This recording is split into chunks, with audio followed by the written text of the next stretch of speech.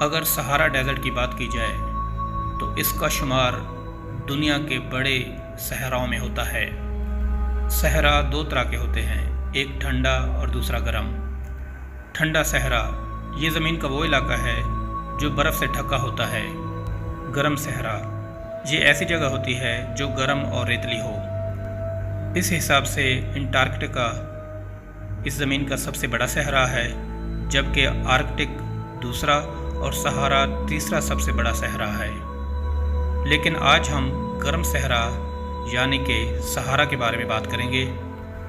افریقہ کے سینے میں موجود 92 لاکھ مربع کلومیٹر کا ایریا پچھلے ہزاروں سالوں سے ویران ہے۔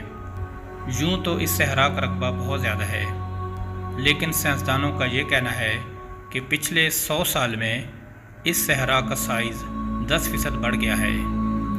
ہمارا یہ خیال ہے کہ سہارا ریگستان میں صرف ریت ہی ریت ہوگی، لیکن حقیقت میں ایسا نہیں۔ سہارا میں 25% ریت ہے اور باقی جگہ پر plates, gravel plain, salt flats اور پہاڑ بھی پائے جاتے ہیں۔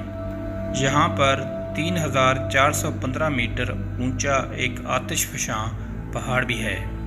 اس آتش فشاں پہاڑ کا نام ایمی کوسی ہے۔